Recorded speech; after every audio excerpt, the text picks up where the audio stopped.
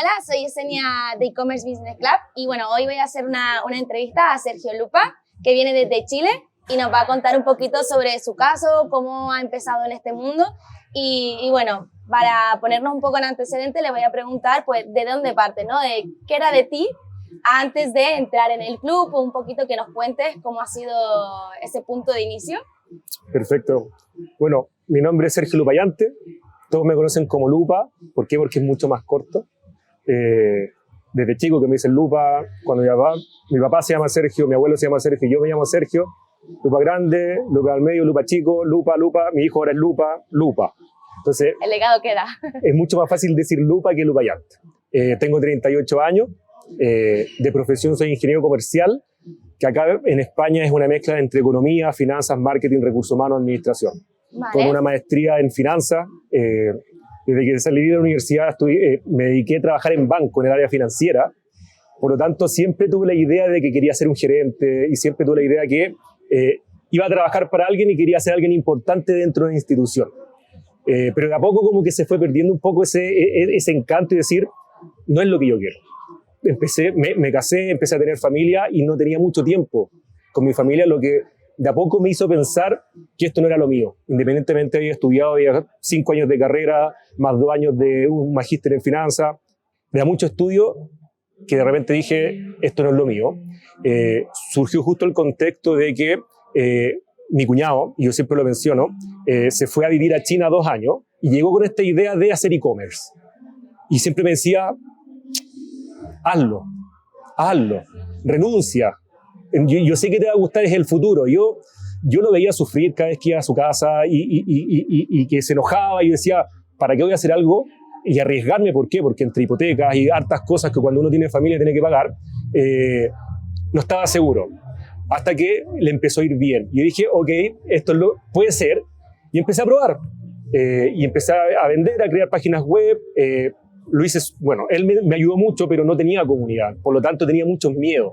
Entonces, eso es uno de los factores que influía a que me diera miedo a arriesgarme. Y empecé a vender, no me iba bien, gastaba plata, dinero en publicidad y no entendía qué es lo que hacía, repetía, ejecutaba, pero no entendía. Y llegó un momento en que hice un stop, dije, ok, voy a pensar, voy a estudiar, y ahí empecé a estudiar mercados y me di cuenta que por ese motivo el nicho de mujer vendía mucho.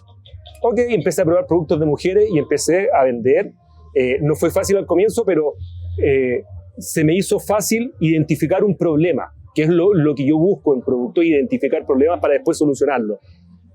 Y empecé, y estaba trabajando en el banco, llevaba 10 años trabajando ya en banco, y empecé a crear mi tienda y dormía 2 o 3 horas diario, entre que tenía el trabajo, entre que tenía que acostar a mi hijo, entre que después tenía que trabajar en e-commerce, dormía 2 o 3 horas diario y fueron 2 meses bien duros, pero fue un sacrificio que valió la pena. ¿Por qué? Porque el primer mes, en una semana gané 3 sueldos. El sueldo que ganabas tú, ¿no? Claro, o sea, entonces dije, ok, las mujeres compran. Y dije, ya, aquí vamos a seguir vendiendo, y yo he vendido de todo hoy en día. Pero Lupa, una pregunta, ¿tú sabías desde el principio que querías hacer algo enfocado a mujeres o qué es lo que te llevó a ello? No, mira, es que probé varios productos, aquí esto es prueba y error. Vale. Yo me metí al mundo del dropshipping, vale. No de marca privada, porque yo no entendía, yo copiaba. Haz esto, hacía esto, pero no lo entendía. Pero sí empecé a identificar ciertos patrones que hacían que ciertas personas compraran más que otras y que ciertos productos vendían más que otros. Vale. Entonces, ahí inconscientemente empecé a identificar problemas y empecé a darle soluciones a esos problemas a través de productos. Primer mes, en una semana de haber ganado 3 sueldos, el segundo, un mes completo, gané 6, 7 sueldos, llegué a ganar más de 20 sueldos en un mes. Bueno. Y ahí tomé la decisión de renunciar. Se cumplieron ciertos factores que tenían que cumplirse, que me estaba comprando casa, que me tenía que cambiar de casa, etcétera, y se dio. Me dieron mi crédito hipotecario, renuncié al banco, y yo creo que eso fue la primera decisión importante que tomé en mi vida, aparte de formar familia, de hacer algo que me gustaba. Entonces, por un lado, después venían todos, no sé, lo que pensaban tus amigos, que cómo renuncias, que tienes que pagar hipotecas, tienes que pagar colegio, ¿por qué hiciste esto? ¿Qué responsabilidad? Y uno, claro, el entorno que te envolvía hacía que te diera miedo. Entonces también es uno de los factores importantes a la hora de hacer e-commerce, es el miedo a algo, a lo desconocido. Entonces, ahí no tenía nadie, por lo tanto no tenías con quién conversar. O sea, si yo conversaba con e-commerce de mis amigos, ellos no me entendían. Claro, el miedo a lo desconocido y el hecho de estar solo, ¿no? De no tener ese apoyo quizás que entonces, te acompañen, ¿no? Entonces ahí como que tocó justo pandemia y estaba vendiendo bien, se me estaba dando todo y entendía todo, pero algo pasaba que no podía ejecutar bien.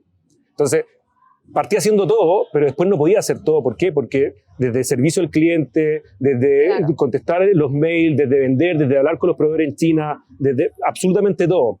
Y ahí ya de repente empecé, bueno, tengo que empezar a estructurar. ¿Por qué? Porque todo no lo puedo hacer yo. Claro. Y ahí contraté a la primera persona, que fue la persona que dio el servicio al cliente, y ahí de a poco se fue mejorando, fui estructurando y fui entendiendo un poco el negocio. Vale. ¿Cuántas personas son ahora ustedes? Ahora, en este momento somos 2. Vale. Ok, pero todo lo externalizo. Por temas de estructura, todo se externaliza. Pero ya hoy en día entiendo el negocio. En ese momento después nos encerraron en pandemia. Yo creo que fue el momento adecuado para entrar al e-commerce porque todos compraban por internet.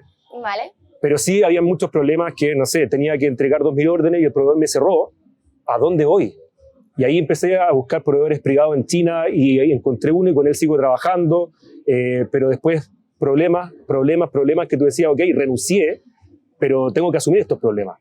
Y ahí uno va aprendiendo que hay muchas cosas que te pueden tumbar, pero hay que saber pararse. Porque problemas, hablamos de proveedores, ¿qué otros problemas así más concretos te has encontrado que digas tú, lo resalto porque me ha marcado, ¿no? Como en ese entonces vendía Facebook Ads, cuentas restringidas porque no entendía y me restringí una vez. Debo haber cambiado unas 5 o 6 veces de computador, de cambiar de internet, que no entendía esto, cuentas de amigos, cuentas de familia, los ocupé todo. Hoy en día compro y tengo estructura y compro activos, por así decirlo, pero ya armo una estructura y sé que si al día de mañana me restringen, a las horas o al otro día ya estoy de pie y estoy vendiendo de nuevo. Claro, porque tienes un plan B, ya no, claro. Con todo lo que te ha ido sucediendo, vale, ok, me pasa esto, aprendo de esto y tengo preparado para cuando ocurra de nuevo, me salve, ¿no? En ese sentido. Claro, pero en el fondo el aprendizaje fue mucho después de empezar a facturar. El aprendizaje, no sé si habrá sido fácil, pero el aprendizaje fue cuando me empecé a caer una y otra, y yo creo que llegó un momento en que estuve a punto de renunciar, pero ahí encontré una comunidad en otro país, en Colombia, y ahí empecé a entender un poco más, y empecé con mentorías, con mastermind, empecé a invertir un poco en lo que había que hacer, tenía que entender más. Y ya facturando bien, entendía el negocio, me gustaba ayudar a las personas, entonces ayudaba por un lado, y me empecé a ser un poco más conocido en Colombia, en Chile, y en un momento, por ese motivo, hago mucho deporte y entre esos corro maratón y subo cerro. Y subiendo el cerro salió un negocio con un amigo que hicimos una marca privada de ropa, pero no entendía nada de marca privada, y alguien me dijo, mira, métete a este webinar. Y ahí conocí al club, y esto fue hace alrededor de 2 años, ¿vale? Y yo entré al club por una mentoría que me sirvió mucho para estructurarme y para entender cómo es el mundo más allá de hacer dropshipping, que es algo mucho más simple a lo mejor para algunos, que empezar a crear una marca. Y bueno, hasta el día de hoy sigo con ellos, ya, pero haciendo más cosas, enseñando, ayudando alumnos. Bueno, y ese es como todo el mundo de e-commerce que uno dice, bueno, hay altos y bajos. Yo creo que todos los que llevan bastante tiempo lo han sufrido todo. Claro. Y para hacer e-commerce hay que entenderlo y hay que sufrir. Si yo te dijera o te preguntara qué 3 aprendizajes te gustaría contar, ¿no? Porque muchas veces es como nos gusta mostrar lo que hemos fallado, pero el aprendizaje sobre todo de lo que hemos sacado ahí. ¿Qué 3 cosas me dirías? O sea, lo primero es la constancia. ¿Por qué? Porque siempre yo hablo de que puede que exista una persona que en el primer negocio que hizo se hizo millonario, pero eso es un 0,01%. Todo el porcentaje restante es a punta de trabajo. Por lo tanto, muchas veces nos vamos a caer y muchas veces el entorno que tenemos nos va a decir no sigas. Pero ahí tenemos que ser constantes. ¿Por qué? Porque si esto es lo que nos gusta, yo después que renuncié yo entendí que esto es lo mío, pero me costó. Pero es la constancia, es no a bajar los brazos y decir no, mira, me caí, mejor busco otra cosa. No, hay que estar seguro y focalizar. Focalizar es clave. O sea, mentalizarse y decir, esto es lo que voy a hacer y lo voy a lograr y no parar hasta lograrlo. Si entre medio me caigo 10 veces, me voy a levantar 20. Pero hay que ser constante, hay que ser fuerte. Bueno, y lo otro es buscar comunidad. Yo creo que eso es súper, súper, súper importante hoy en día. ¿Por qué? Porque es mucho más fácil apoyarte. Claro. Yo cuando partí no tenía alguien que me apoyara. No tenía con quién hablar. Oye, tengo estos CTR, tengo estos CPM, oye, me banearon. Nadie.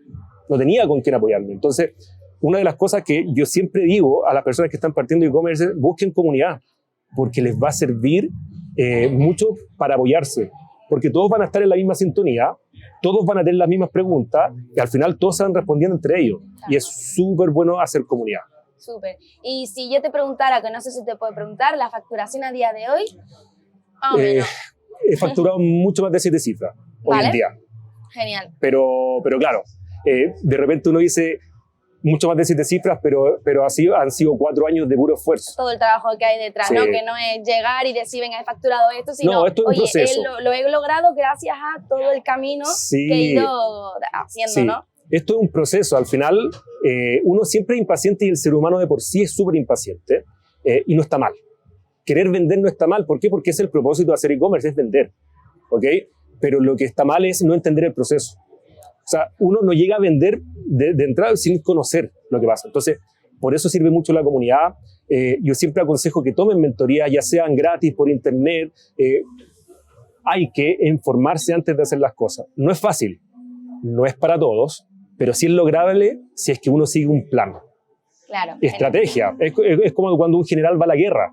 Si un general no va a la guerra con estrategia, la guerra está perdida. Esto es lo mismo. Uno tiene que ir con estrategia e ir avanzando.